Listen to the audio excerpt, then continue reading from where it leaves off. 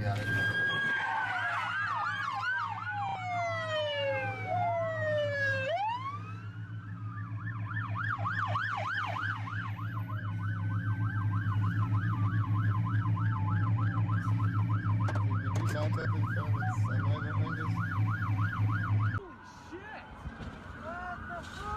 Yep, they got him, they got him, they got him, they got him. They got him. Oh, shit! They got him, they got him, they got him.